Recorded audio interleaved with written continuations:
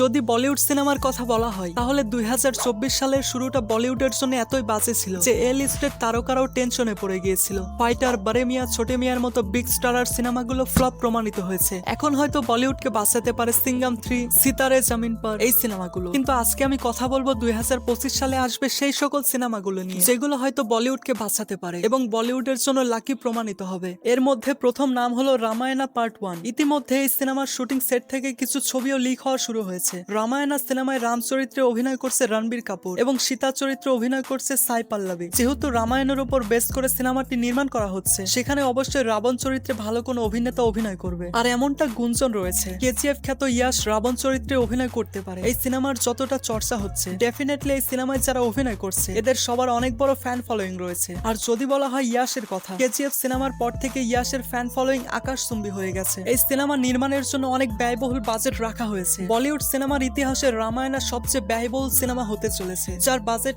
835 কোটি টাকা। আর সিনেমাটি পরিচালনা করবে নিতেশ তিওয়ারি। আর এই সিনেমাটি মোট 3টি পার্টে আসবে, যার প্রথম পার্ট 2025 সালের কোনো একটা সময় রিলিজ করা হবে। যদিও রণবীর কাপুরের রাম হওয়ার বিষয়টি নিয়ে অনেক কন্ট্রোভার্সি হচ্ছে। সোশ্যাল মিডিয়াতে লোকেরা বলাবলি করছে রণবীর কাপুর মিট বা মাংস খায় এবং সে অ্যানিমেলের মতো সিনেমাতে অভিনয় করেছে। এবার যে সিনেমাটির কথা বলবো সেই সিনেমাটির নাম দি কিং। বর্তমানে সোশ্যাল মিডিয়াতে যে সিনেমাটির চর্চা সবচেয়ে বেশি রয়েছে সেটা হলো শাহরুখ খানের দি কিং সিনেমা। যে সিনেমাটিতে শাহরুখ খান একজন ডনের চরিত্রে অভিনয় করবে। সবচেয়ে মজার ব্যাপার হলো সিনেমাটিতে শাহরুখ খানের মেয়ে সোহানা খান তার বাবার সঙ্গে অভিনয় করবে। এই সিনেমাটির নিউজ তখন থেকে বলিপাড়ায় ঘুরপাক খাচ্ছে যখন শাহরুখ খান তার মেয়ে সোহানা খানকে লঞ্চ করতে চাচ্ছিল। এই সিনেমাটির অ্যানাউন্সমেন্ট হওয়ার পর এমনটা শোনা গিয়েছিল শাহরুখ খান এই সিনেমাতে ক্যামিও চরিত্রে অভিনয় করবে, কিন্তু পরবর্তীতে জানা যায় শাহরুখ খান এই সিনেমাতে লিড রোলে অভিনয় করবে। কেননা অলরেডি সোহানা খানের একটা সিনেমা রিলিজ হয়েছে যেটা খুব বাজেভাবে ফ্লপ হয়েছে। এর জন্য শাহরুখ খান কোনো রিস্ক না নিয়ে তার মেয়ের সঙ্গে লিড রোলে অভিনয় করবে। আর দি কিং সিনেমাটি পরিচালনা করবে সুজয় ঘোষ। যদিও সিনেমার রিলিজ ডেট সামনে আসেনি, তবে ধারণা করা হচ্ছে 2025 সালের শেষের দিকে সিনেমাটি রিলিজ করা হতে পারে।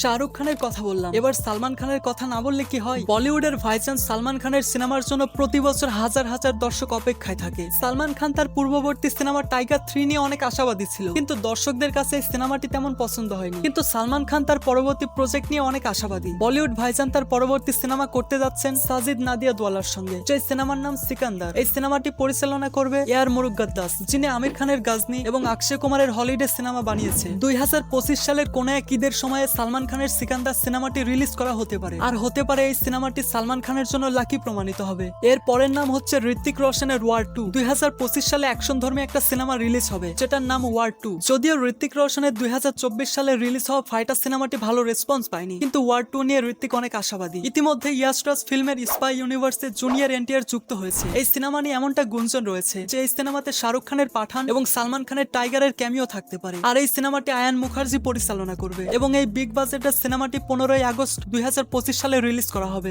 এই তালিকার পরবর্তী সিনেমার নাম হলো জলি এলএলবি 3। যখন থেকে জলি এলএলবি 3 সিনেমার অ্যানাউন্সমেন্ট হয়েছে তখন থেকেই দর্শকেরা এই সিনেমার জন্য অধীর আগ্রহী আছে। যেমনটা আমরা জানি জলি এলএলবি সিনেমাতে অভিনয় করেছিল আরশাদ ওয়ারসি এবং জলি এলএলবি 2 তে অভিনয় করেছিল অক্ষয় কুমার। কিন্তু মজার বিষয় হলো জলি এলএলবি 3 তে এই দুই জলিকে আমরা একসঙ্গে দেখতে পাবো। এই সিনেমাতে আমরা এই দুই জলিকে একে অপরের বিরুদ্ধে কেস লড়তে দেখবো। এবং যারা জলি এলএলবি এবং জলি এলএলবি 2 সিনেমা দেখেছে তারা অবশ্যই এই জাজকে দেখেছে। জাজের চরিত্রে অভিনয় করেছিল সৌরভ শুক্লা, তিনিও আগের মতো এই সিনেমায় থাকছে এবং জাজের চরিত্রে অভিনয় করবে। আর এই সিনেমাটি 2025 সালের মাঝামাঝিতে রিলিজ করা হবে। এই সিনেমার আগের দুইটা পার্ট পরিচালনা করেছিল সুভাষ কাপুর এবং জলি এলএলবি 3 সিনেমাটি তিনিই পরিচালনা করবেন। তালিকার পরবর্তী নাম হলো রণবীর কাপুরের। আলিয়া ভাট এবং রণবীর কাপুর আরো একবার তাদের অভিনয় দক্ষতা দিয়ে দর্শকদের মন জয় করার জন্য আসবে। আমি কথা বলছি লাভ এন্ড ওয়ার সিনেমার ব্যাপারে। আর এই সিনেমাটি বানাতে চলেছেন বলিউডের সব থেকে বড় পরিচালকদের মধ্যে একজন, যার নাম সঞ্জয় লীলা বানসালি। অনেক লম্বা সময় ধরে এই সিনেমার চর্চা হচ্ছিল, কিন্তু সিনেমাটি শুটিং ফ্লোরে গড়াচ্ছিল না। কিন্তু এখন এই সিনেমাটি বানানোর জন্য সঞ্জয় লীলা বানসালি পুরোপুরি প্রস্তুত। আর এই সিনেমাটি 2025 সালে ক্রিসমাসে রিলিজ করা হতে পারে। আর যদি সিনেমাটির হাইপ অনেক বেশি হয়ে যায় তাহলে তার আগেই রিলিজ করা হতে পারে। আর মজার ব্যাপার কি জানেন, রণবীর কাপুর, আলিয়া ভাট এদের সঙ্গে ভিকি কৌশলকে দেখা যাবে।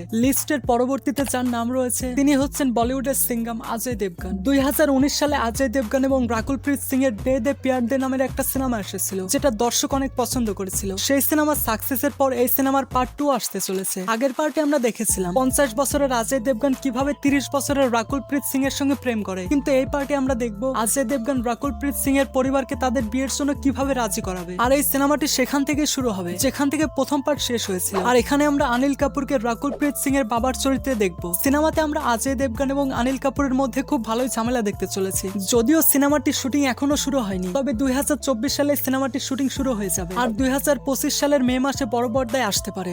এবার আসি সানি দেওলের কাছে। সানি দেওলের গাদার সিনেমা এসেছিল 2001 সালে। সেই সিনেমার প্রায় 20 বছর পরে সানি দেওল গাদার 2 নিয়ে কামব্যাক করেন। তার এই কামব্যাকের ধারাবাহিকতায় সানি দেওল 2025 সালে একটা সিনেমা নিয়ে আসবে, যে সিনেমার নাম লাহোর 1947। এই সিনেমাতে সানি দেওলের সঙ্গে প্রীতি জিন্তাকে দেখা যাবে। আর যদি বলা হয় প্রীতি জিন্তা এবং সানি দেওলের কথা, তাহলে তাদের জুটি অনেক আগে থেকেই পপুলার এবং দর্শকেরা অনেক পছন্দ করে। এবং এই সিনেমাটি আমির খানের প্রোডাকশন থেকে প্রডিউস করা হবে। আর এমনটাও হতে পারে এই সিনেমাটিতে আমরা আমির খানের কোনো ক্যামিও দেখতে পাবো। যেইভাবে সানি দেওল তার পূর্ববর্তী সিনেমা দিয়ে কামব্যাক করেছে এবং দর্শকদের মন জয় করেছে, এবারও তার লাহোর 1947 দিয়ে ধামাকা করতে পারে। আর সিনেমার কনসেপ্টটা খুবই সুন্দর, আশা করা যায় বক্স অফিসে ভালো ইনকাম করবে। তো এগুলো হলো 2025 সালে আসবে আপকামিং কয়েকটা সিনেমার তালিকা, যেগুলো 2025 সালে বাঁচাতে পারে বলিউড সিনেমার ভাগ্য। তো আপনি কোন সিনেমার জন্য ওয়েট করছেন কমেন্টে জানান। আর চ্যানেলে নতুন হলে অবশ্যই চ্যানেলটা সাবস্ক্রাইব করবেন।